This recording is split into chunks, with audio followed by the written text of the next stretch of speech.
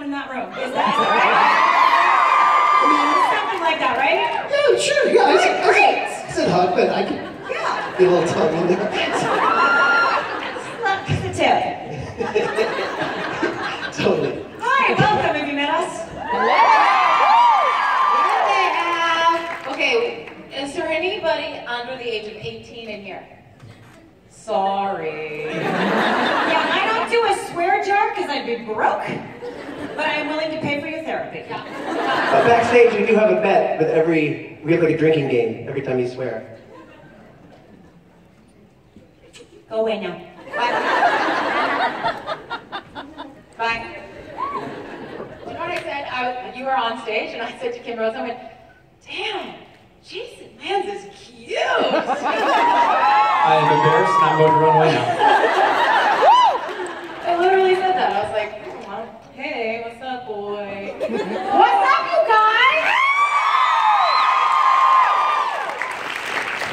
I'm messing shit up. Yeah, we are. We really are. The thing that happens is when Kim and I come to the con, in the mornings we're always like, and then we bitch about stuff, and then we have coffee and sugar, and then we're like, Hey, guys, yeah, so how many of you are at your first Supernatural convention? Okay,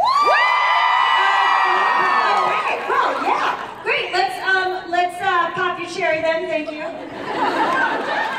We don't have a lot to say, you know who we are, so come up and ask questions, or we start talking about our period. Not kidding, either. Or, remember that text I sent you earlier? I sent Kim a text. You ready for this? Again, sorry everybody. I sent her a text and it went, what did it say? It said, esthetician 1, butthole hair 0. Yeah, that's right. Waxing is also another topic that we will bring up. Oh, see, look, here we go, questions. Right off the bat, right off the bat. Off the running. You got it, you got it. Hey. Hi, my name's Dean. Hey. And I just want to say thank you, Kim, for being here. My last con you had to cancel, so I'm really happy you're here. Oh, yay! Yay! Also, my question is, so we both know you're both beautiful singers because of SNS and also Sweet Life of Zach and Cody. I was wondering, are we ever going to see our badass sheriff sing on the show? Ooh, that'd be fun. I think Kim answered that. I don't know. Like, I don't think it's something Jody would do. Donna would for sure do it. Yeah. She'd be like making soup. She'd like. Yeah. That's gonna be Jody. I'm trying to anticipate. I'm trying to, in my mind, I'm like, how would we do a musical version? Like, I think they could. I think they actually. That's my dream episode. That would be awesome. A musical. Like, where they're all possessed by like an angel, like strikes all of them, and they're all singing the glory of Chuck. Yeah. Every single one of them, like it's an entire musical episode. I think that would be hilarious. But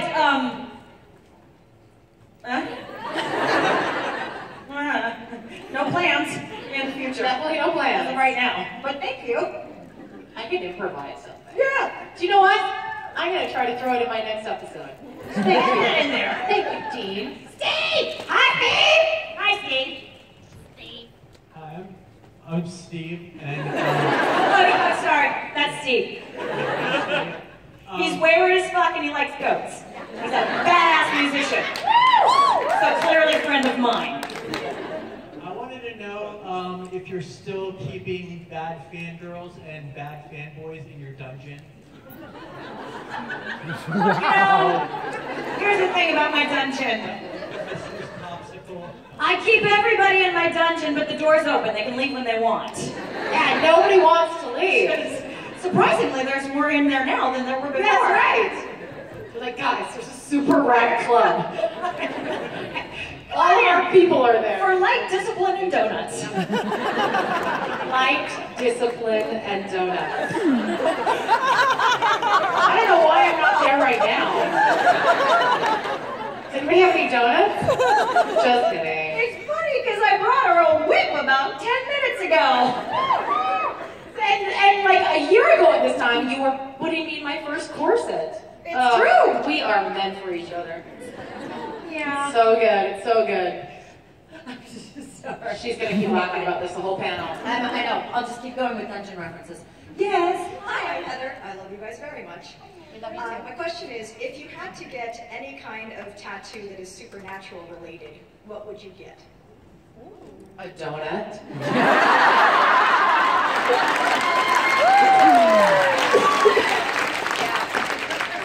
I just want that for life. I think that's a rad idea. Yeah, just in general. Yeah. It kind of says it all. Yeah. And I could get light discipline. What would light discipline be? No, that's not light. Well, it depends on maybe a writing crop, just a little crop, or like a candle, a waxy candle. Waxy, like a candle that's been burning for a bit. Yeah, Cool. Little drips. Just a little. It's just light. You're fine. You know what? You're fine. Take it. Sorry. Okay, I'll hold it up a little further. Only burn for a second. Yeah, you guys are learning a lot about me this morning that I'm just suddenly realizing I've never revealed publicly. So, Oh God. Hi. What tattoo? I'm working on this one actually. It's my version of God. So I think I already kind of had. Yeah. I know that. I went in. I talked to my because I have this. Woo! So I've got that, and I went back to my artist and I said, I want it on my right arm. I said, if God were a flower, what would she look like? So this is an iris made of stars. Yeah, I know, right? I just got a tattoo, but I would have to take my pants off to show you. How is that a problem? If I wasn't wearing a thong, I for sure would. However, I don't need pictures of my ass, even though it is hairless. Oh, you guys. Oh, you're just so happy to be here. We're going there. We're going there. Yeah, we're going there. It's good. What was the question? You know we answer that question? Oh, tattoos. Yeah, tattoos. Yeah. Tattoos. Yes, we're going. Yes, tattoos. Although I think Jody needs an anti-possession tattoo, quite frankly. Jesus, has she read? Hey, girl. Good shirt. So, my question for you, Bri, is do you ever find yourself falling back into the Minnesota accent when you're just in your everyday life? Oh yeah. You know, we were just talking about this earlier, and we're talking about dialects and the such, and I'm from Canada, and everybody else is mostly from the United States, and people are always making fun of my Canadian accent, which only comes out in certain words, like quotes. Yeah, super funny. Quotes. And what else do we say? In Canada, we say pasta. Pasta and drama. Pasta, not pasta. Drama. And drama, not drama. Thank you. And, Was our host? house. Yeah, so, point being, where'd you go? Yo. That the Canadian dialect, especially where I'm from, which is Saskatchewan, is right above North Dakota, sort of Minnesota, right? You're asking Americans. Yeah, oh God. It's not that different from Minnesota. So I remember when I auditioned for the role, it was Phil Segrici who was directing it, so also one of the producers, you probably know. And yeah, he is my whole reason I'm here, I guarantee it. He's such an awesome, he's been a little fairy godfather to me. And yeah, I came in and he was like, okay, we're gonna need you to do the accent. I went, oh yeah, I got that for you. In spades, you know. Okay, off you go. So the accent is probably one of the easiest accents. Well, now that I've been doing it for a couple of years, it's very easy for me to do. I don't know if I would do it by accident, but I do it for fun, and I can't help myself. And nobody can. Like, I start talking like that, and then the whole group. Oh yeah, no, it's You start talking like that. Sure, yeah. Sure. You can't help it. It's You just cannot. so The fun. only problem with the accent is that all of a sudden my eyes get really wide. Really wide. I was gonna say, you know, it's really hard to be like. It's difficult to be a straight up bitch when you have this accent. It's hard. You can't be too angry. It's hard not to be sincere. Yeah. Real earnest. And that's a problem for me. Yeah. I'm a sarcastic fucking bitch. Episode where everybody is just talks in that. Oh, I guess yeah. that's Fargo. I guess that's a horrible TV show. Never mind. Anyway, thank you for your question. What's up? Hi, my name is Brianna. Stop it!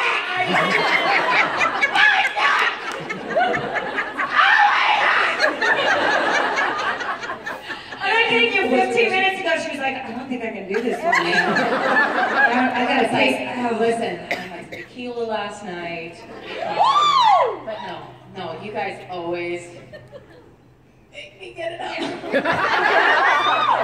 Let's go there. Okay, hi. Hi. Anyway, my question is, you guys have talked a lot about a Badass Sheriff spinoff on Twitter. So if you got your way with that, what would the first episode look like? First episode. I feel like the first episode already happened. It didn't. That's not a hint. But I feel like the first episode was Hibby 911. I feel like that would have been the pilot. And then the first episode of our series, well, it sucks because where the fuck are Jody and Donna? Why aren't they hanging out? Like, that's why I'm just like, they don't live close. They don't live close. In my mind, so now here's the first one I want to clarify. Wayward Daughters has gone way beyond the idea of a sheriff spinoff. Yeah. Like, that would be awesome. No one would have to twist any portion of my anatomy to make me go, yeah, I'll sign up for that. But that's not our goal. Like, our goal is so far beyond that and present and passionate and about, you know, the real relationship between us and the fans. So that said, you know, like, the idea of a spinoff is awesome. It's more but fun. I would want it to incorporate all of this shit. In my mind, one of us would be fired for hunting. Like, it would come down to, like, oh, you caught me. So we would have to end up getting a new job. Yeah. And the other one's, shit. Yeah. No, And that would be it. It would be like, hey, I'm going into my new job and here's my new boss. Fuck me.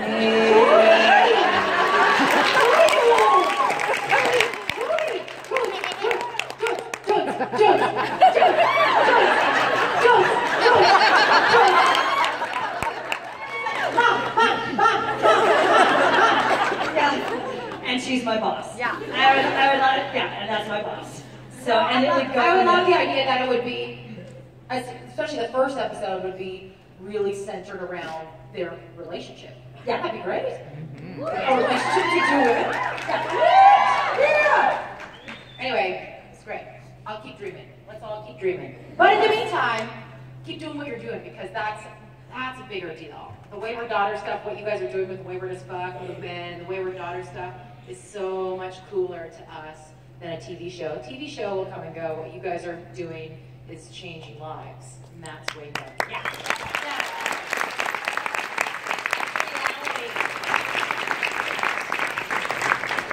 What's up? So I want to thank you guys for the Weird as Fuck campaign. It's brought a real sense of female empowerment to the show, and it's really refreshing. And I was just kind of wondering what your next step is. Like, do you guys have anything planned? Dewey. Oh, I've been given permission to talk to, because we're a little crowd, we're gonna talk about this. So 2017, the convention circuit, we're gonna take what's good, we're gonna expand it, nothing really sucks, but we're gonna take some stuff. Thursday nights, when y'all are just sitting around being really bored and registering and shit, we're gonna have a little pajama party.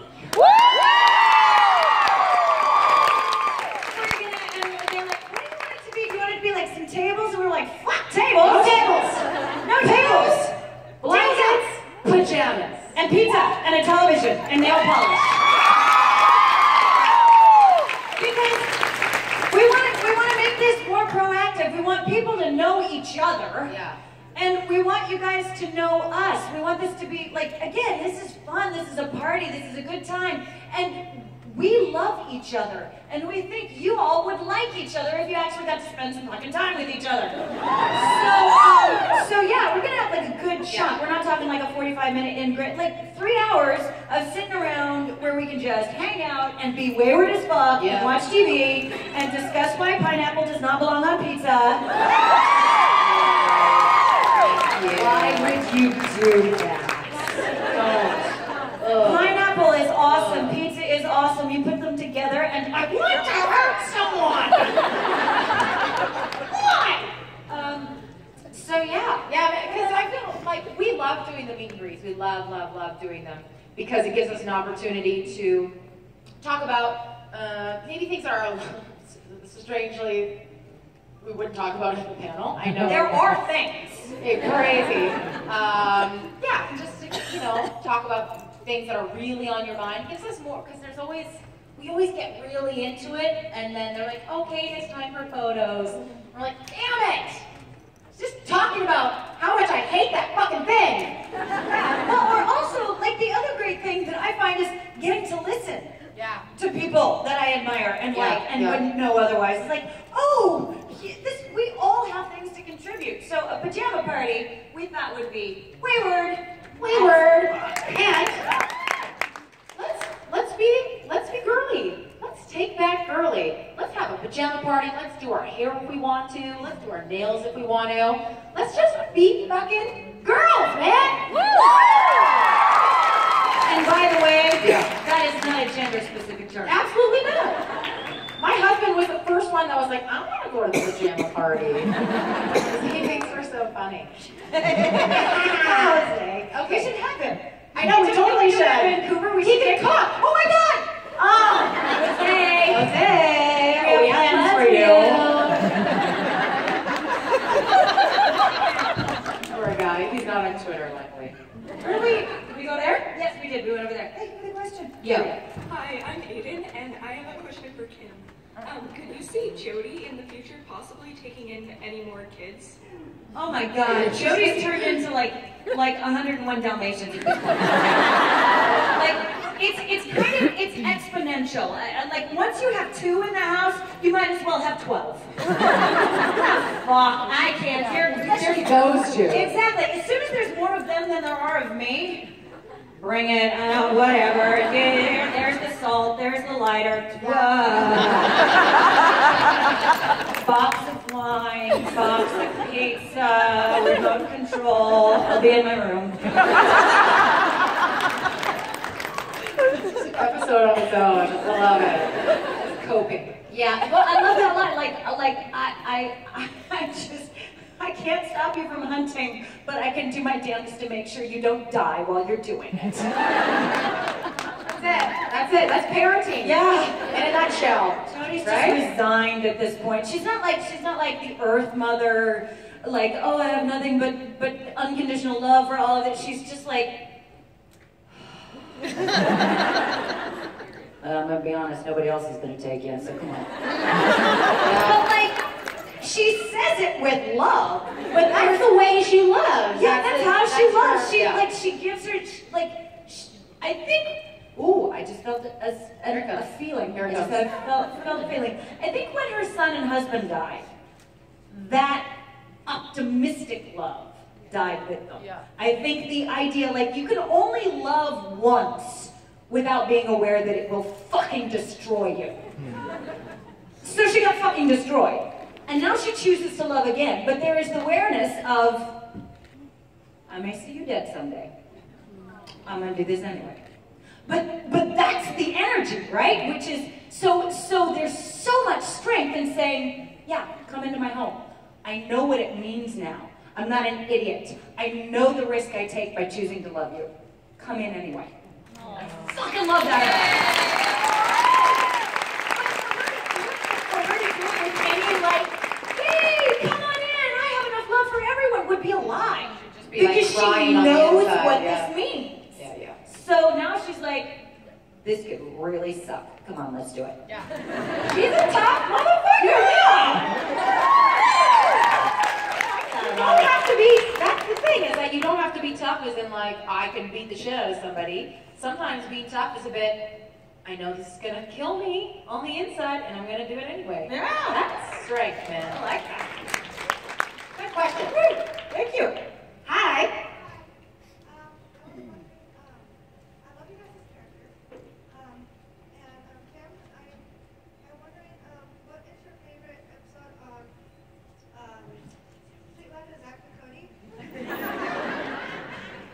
was my favorite episode of Sweet Life of Zach and Cody? Oh no, don't apologize. No, I love, like, okay, here's another gift the fandom has given me. You've met me now, right? Imagine how well I worked with Disney.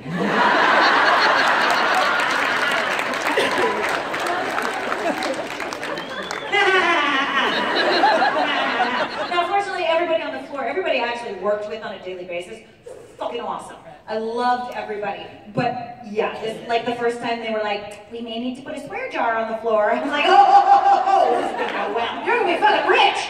Yeah. Fortunately, I will tell you a funny story. That's when Dylan piped up, we've worked with Adam Sandler. We've heard it all. My boys had my back. Yeah, and this, but I came out of there, like, on the flip side, they dyed my hair to match the set.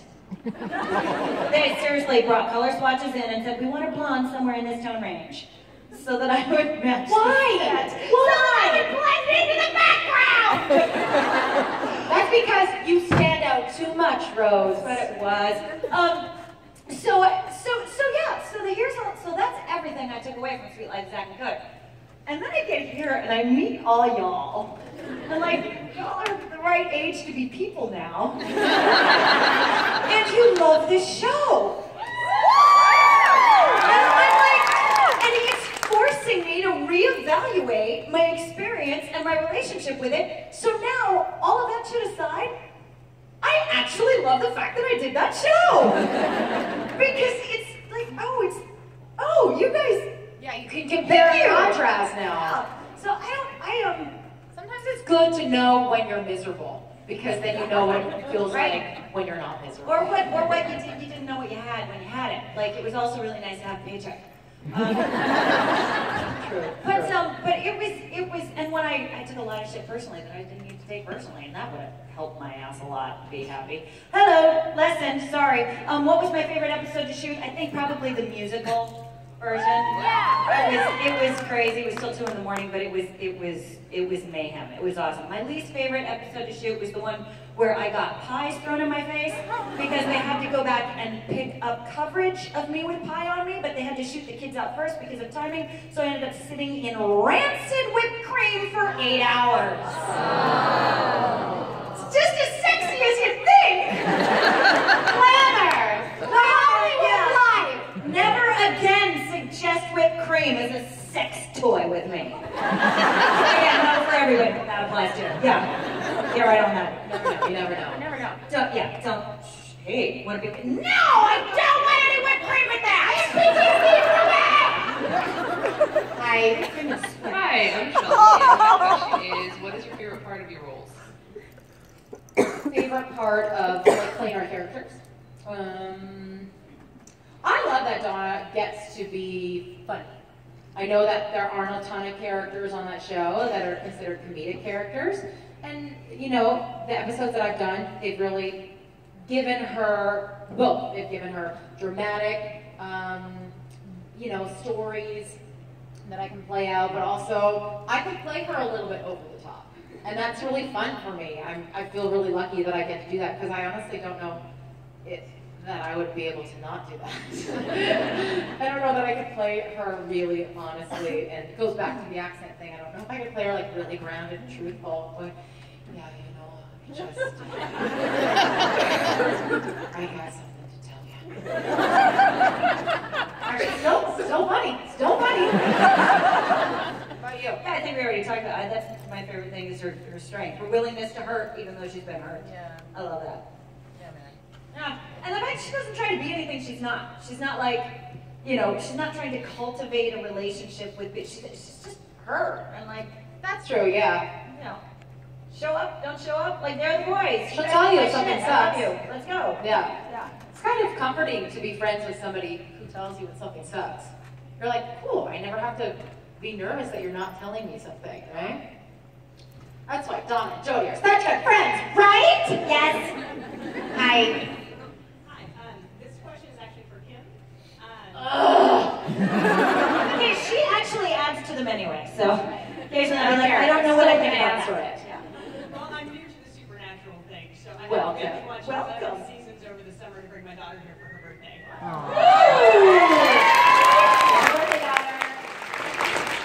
the process, I discovered Kim's Facebook page and am just fascinated with your essays. Yes. And I want to know when you're going to write a book.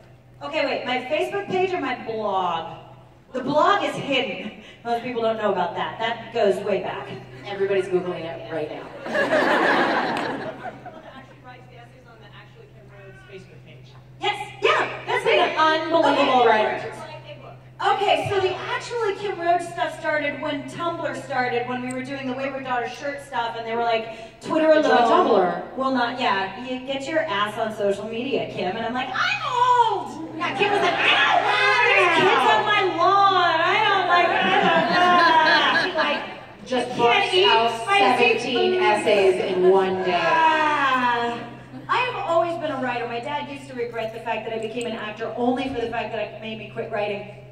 So I love Tumblr because it's short and sweet and I can get shit out there. Before that, you can still find, like on my Twitter link, there's a link to my blog, which has so much more in-depth, sometimes funny. I don't always mean to make you cry.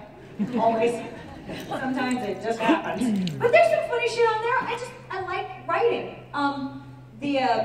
Lynn, who is the Fangasm, I've got a chapter in her next book coming up. We both do. And I'm working on a book, but writing's hard. I like to just do it. It's like, it is hard to just sit and, yeah. I don't have time. I don't have the attention span. No! I'm just like, I wonder what's happening with the Kardashians. Yeah, right? Yeah, so I get compelled to communicate something, and it's usually about 2 paragraphs, so that's what Tumblr's for.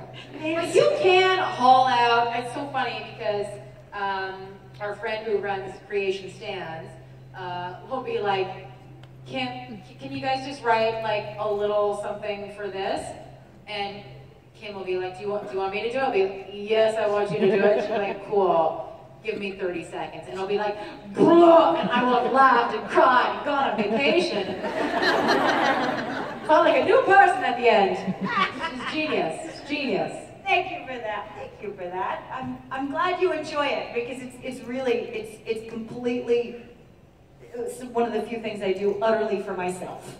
So I throw it out there just as an expression for myself, like, yes, self, you are worthy to be thrown out in public now. Go, fly, be free. Whatever the fuck happens, happens. Go. And so thank you for sending that back. Where are we? Over there? Yo, go.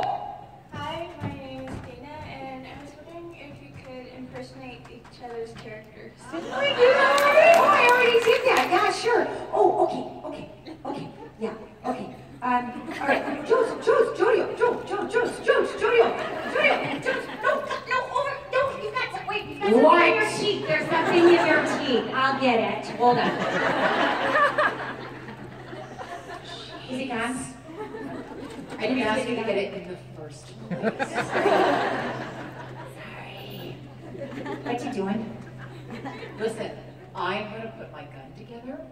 I don't need you right behind me all the time. Okay, yeah.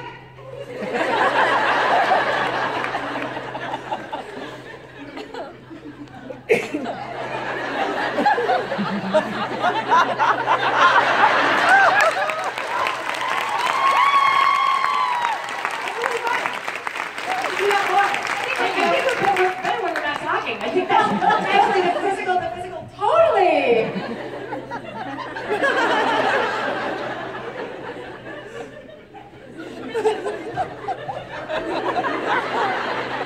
What's the game? Red light, green light? We will actually play that for the rest of the panel.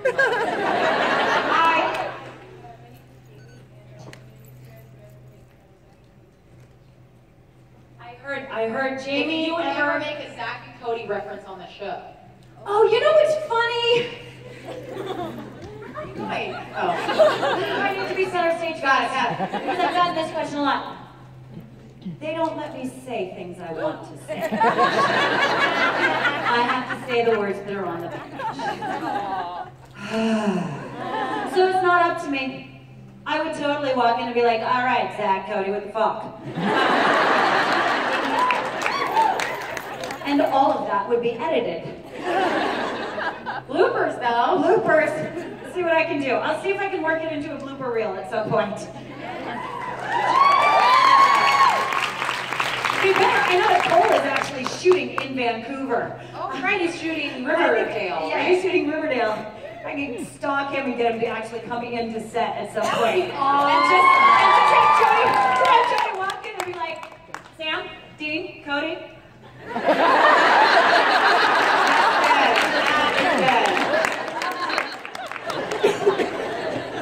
That's a brilliant idea. Hi, we get Cole's agent. My name's Danica, and love you guys. I was wondering if you guys could give one piece of advice to your characters, what would it be? Not a fucking anti-possession tattoo.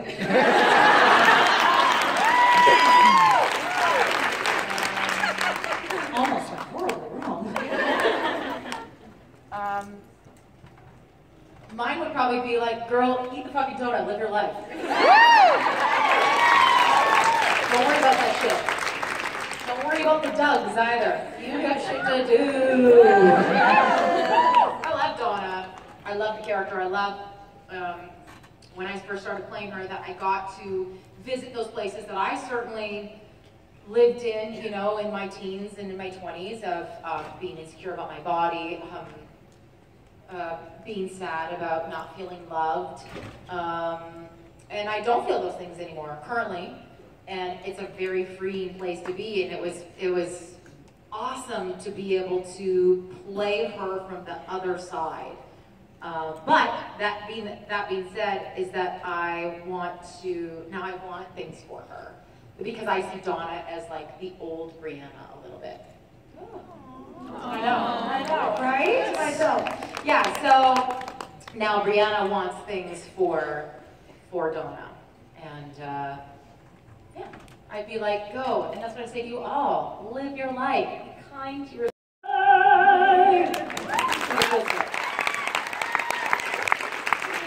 need to have a private moment with my wife.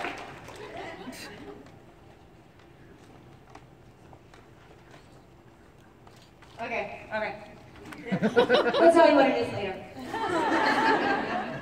We over here? Yeah.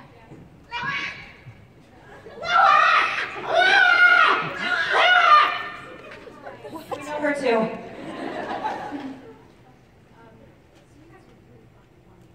Thank you. Whatever. Don't. It's kind of a question to have, and that's what makes you laugh, and what is the kind of work that goes into being funny on stage? Okay, what makes us laugh and what kind of work helps us be funny on stage? Okay. You know what's, when I first started acting, I started on the stage, as did you. I was really insecure about my comedy chops. I felt like people thought I was a pretty funny person, but I felt like that wasn't crossing over when I was performing, and I was very insecure about it. I was really nervous when I was on stage doing comedy, and then suddenly I'm just like only getting hired for comedy.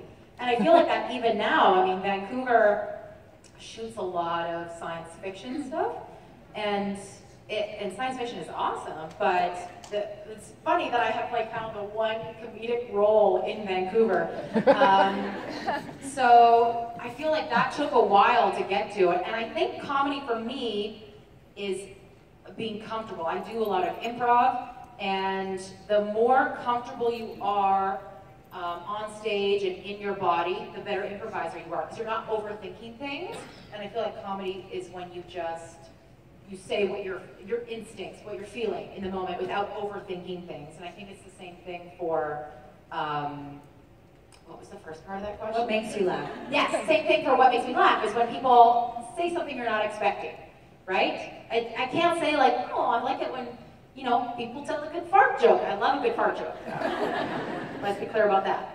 But when people say something that I'm not expecting, that is always what makes me laugh. Doesn't matter what it is, as long as I'm not expecting it. Yeah, I love a universal experience phrased in a uniquely specific way. Like, that's sciencey. A brain that has a unique perspective on something everybody feels. And that definitely makes me laugh. When somebody, the way of phrasing something I experience could only have come from that person. I love that. And as for being comedic, in undergrad, I wanted to do a comedy for my thesis. And my acting teacher goes, "Come here, honey, shut the door." Yeah, right? Sit down. Because I'm going to tell you this because I love you and no one else is going to tell you this. You're not funny. You can't do comedy. And he was right. And then progressed to grad school where I was the class joke because it would be like, ready, comedy, up to Kevin, to Robin, to Laura, to Stacey, no, not to Kim, aw, she broke it. And I did. And I'll tell you why. Because I wanted so badly to be funny. That's all I wanted. I wanted to make you laugh, as opposed to expressing my personal unique perspective and joy. And once I got a job with this crazy Czechoslovakian woman, and she cast me, and I'm like, "Blanca, I can't do this. It's a comedy. I can't do comedy." And she said, "You don't do comedy. You act." Oh, I can do that! I can totally do, So now I definitely don't think of myself as a funny person, but I do occasionally amuse myself with my unique perspective on life.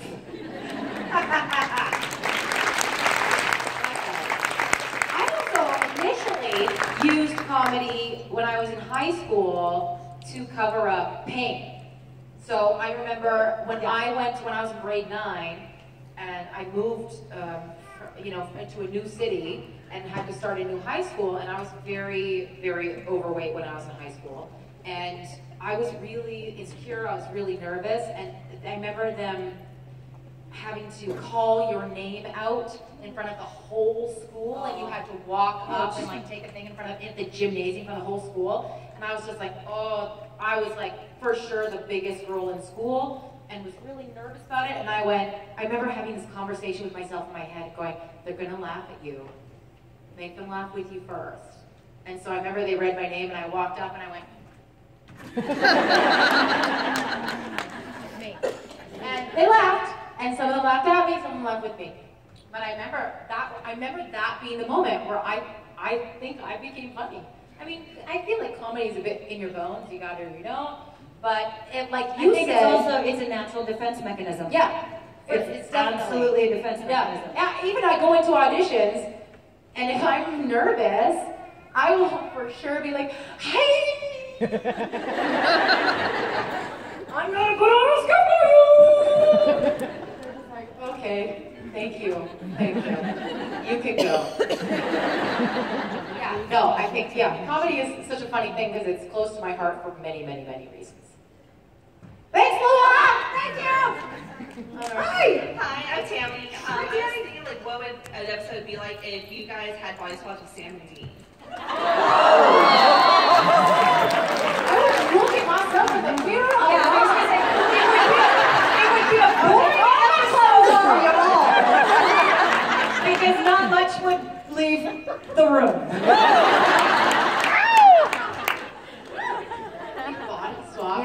Well, actually, no. The logistics of that mean that Jared and Jensen would be playing us. That's way more interesting. That would be awesome! Let's pitch it. There you go. Because I'm sure that's what you want to waste your Q&A on with them. But ask them to do it on Sunday. Do a scene where you actually Jody and Donna go. Yeah. See if they can work this out. Jensen would die to do that accent. Does it all the time. Oh yeah. Oh yeah, sure. Who would be which though? Who would be which? I think Jensen would be Donna. No, because but Jensen is Brianna, but Dean is Jody. Yeah. Right. I love that I'm at a convention where you all got that. I love that I'm in a room.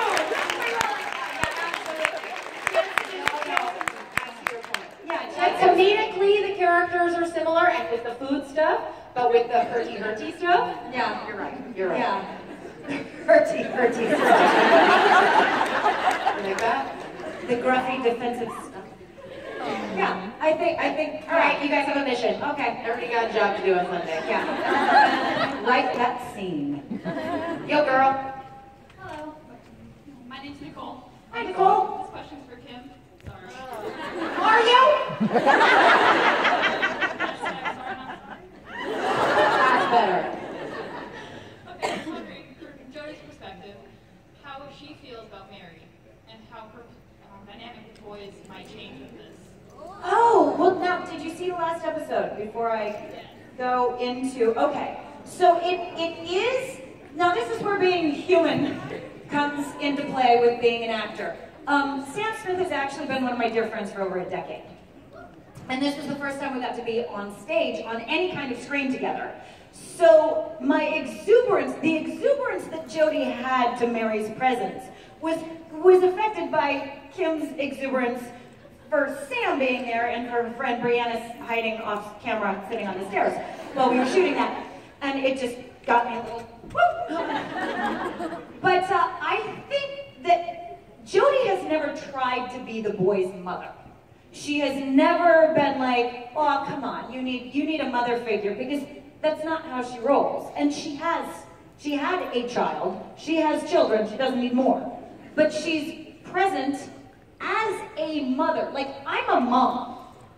I'm only a mother to one child, but it affects the way I deal with everyone on the planet. Yeah, it's like it's a trait. You learn how to parent. And you also learn to respect other mothers. So I think Jody probably has a unique perspective on what Mary's doing as self-care. Like, what looks like, how could you abandon your children like that? Another mother will look at and go, yeah, sorry sometimes you have to. Yeah. Yes, I'm sorry you had to do that. That's what I think Jody would say. Do you know what's funny is, have you guys seen, oh, I'm going to forget the name of it. It's on Netflix, and it's got the girl from Juno in it.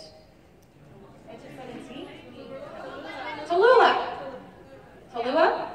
Yes. But the woman who wrote that, this is such a, I'm going to tell you, the woman who wrote that, I think you sent this to me, because I suffered from an extended period of postpartum depression. And the woman who wrote that movie, long story short, in the movie, a woman, or the character Tallulah, goes to steal stuff from a hotel room and finds a woman who's lottoed out of her mind and has a little, like, 1-year-old walking around. And so Tallulah, she takes the baby. She's like, you can't look after the baby. So the director and the writer of that movie wrote the woman who was wasted as the nemesis, as the bad guy. And then she, while writing it, creating the movie, had a baby and experienced postpartum depression, and changed that character so that we could see as an audience, like, what a woman goes through. And that postpartum depression is a crazy fucking thing, and it takes over your mind, it takes over your body. And so that suddenly, shit she was going through didn't seem so crazy from another woman's point of view. It goes back to that thing of like, man, you don't know what somebody has been through. Walk a mile, man. Yeah. Walk a mile. Throw no stones. Anyway. We all live in a glass house. So, and I think Jody has that. I think a lot of females on Supernatural have that. Yeah. So thank you for bringing that up. Yeah. I'm really glad Mary's back. I'm glad Mary's so heavy in the storyline this year. Yes. Because it's just, there's the archetypal drama of the world ending, and somehow with me, especially in the environment we're living in right now, there's the archetypal drama of the world possibly ending. And then there's the intimate moment of my child crying. And if you ask me which hurts more, I will tell you my child crying. So I love the fact that we're getting to see that this season. I love the fact that we're getting to see the roots of who these people are. And humans. Yeah. Like human nature. That's like what you're saying. Like, yeah, the drama, the science fiction of the show, but also the relationships between a mother and her sons. Like, that is deep. Yeah. Anyway, great question. Thank you. Hello. Hi. So continuing with these really great conversations about female empowerment, females, what they go through, as an actress, what advice would you give me as a woman in the acting industry? We have two very different answers. We've been asked this before. My answer, in my experience, is to never give up, because I've given up so many times. I get told all the time that I don't look right, that I'm the wrong body shape, I'm too big in personality for camera. I didn't start working in television until I did Supernatural. I was 6 months pregnant. So that's funny. And I was in my I was 30 or 31 or something. And I had tried to work a lot in my 20s. It was always like, no, wrong, no, I need you to fit in this hole. It's the only hole that we have for women. Stereotypes. Yes. So I feel like the landscape is changing. So my answer is always like, you never know. If I can be a testament to anything, it's that you never know. Look at me. I have a fucking microphone. You guys are listening to what I'm saying. That's my job. So yeah. Kim? Well, no, I on those lines, I just say it is vitally important as an actor and as a human being on this planet to not let anyone else's no define what your yes is. If anything makes you genuinely happy, it is what you're meant to do. It is something that you get to give yourself permission to do, and that other people don't define who you are. What she's saying that we have opposite is that sometimes that means quitting. Yeah. If you don't want to do it, don't do it. Yeah. Don't hang on to something that makes you sad because you believe an eventual outcome will someday make you happy. Someday isn't real. Yes. Now it's real. Live your life. Yeah. So if I am telling myself I will be happy when, then I'm going to do my darndest to make when right now. And that sometimes does mean saying, no. I'm out. Please carry on without me. Go far. Yeah, exactly. Go far. Thanks, Brett. Oh, it's time to talk about. Just kidding. What you got? Hi, my name is Taylor. You guys are lovely. Hey, Taylor. Lovely, even. Who are you? Never been described that way. So I was wondering, generally speaking, was there any sort of ad-libbing that made it into the show, or was it all scripted? And I'm talking specifically to a lot of the kinky themes that were kind of portrayed. What are we talking about right now? Kinky themes? Kinky? Yes. Like sexy? Sexy? Where I think they were at the comedy club with the magician one, where they met the magicians and the guy. This is a supernatural. You talking about Zach and Cody? No. Supernatural, where one of the musicians told them to go find a guy to talk to, and it turned out to be. Okay. This can't be our last question because I want to clarify. I can only answer questions about episodes I was in. Oh, okay. My bad. Oh my god. Oh my god, that It is just that I don't have the brain capacity to like. Well, and also, remember, I literally they don't let me see all the scripts. I don't get to like sit and go. Yeah, nope, yep, that's Cash. That's right. That's what Cash should say. Yeah, if we weren't there, we don't know what was supposed to say that. I don't. Yeah. But we don't know what's ad-libbing and what's not because we don't actually have the scripts in front of us. We only know what was ad-libbed in the episodes we were in. Yeah, because those we do get the scripts. Yeah, usually. Yes, we do ad-lib. I will tell you what I've ad-libbed. There you go. Was it kinky? Always. All right. Let me think of the stuff that made the cut was when Donna is reading the board, like there's something for a riot, why not try it? Oh yeah, yes, yeah. I added that, and I kept that in. I did keep one. Yeah. I had one when and this was the closest I ever got to Zach and Cody, was when I threatened Sam with my mom voice, and he came back downstairs. There was no young man in the script, and it was hilarious because he wasn't expecting it, and I said, all right, you asked for it, young man? And Jared did this, oh! You do have a mom voice! Yes, I do. That's good.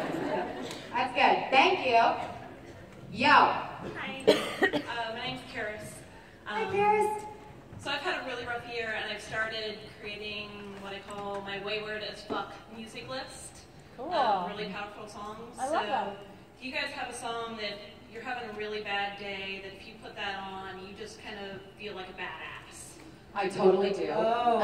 I have, on a number of occasions, in recent memory, have like blasted in my car when I'm angry as all fuck, is Pep Rally by Missy Elliott. Yeah, if you don't know it, you're gonna love it. You? No, I don't. Sadly, I don't. I have so much music. Generally, when I'm in a bad mood, I just go right ahead and hit, you know, the stuff that's gonna just bring it out, keep me crying. I don't have a lot. I don't. I'm sorry. The ones that help me overcome are things that have nothing to do with storylines. They're just, you know, 9 Inch Nails in general. It's hard to feel sad when you're dancing. Woo! Hi. Hi. Hi. How'd it go? Who won the goal? We all lost, actually. I think we started playing late. Oh. Yeah. I had. Fuck you! Fuck you! Fuck you! Fuck you! Fuck you! Fuck you! It's before you come out. No, it's when before you come out. When we say it's over. It's not your game. Fuck you! Fuck you! Fuck you! Fuck you! Fuck you! What I told her was like, I was like, all right, Brianna, here's the thing. We have to stop cussing when we know they're back there, so that somebody loses the pool and we get all the money. Because there's lots of money involved. Hi. Hi. Who did win? Well, we all lost now. Oh, good. There we are. All right. There we Everybody loses. You win. You won. These guys won. Ladies and gentlemen.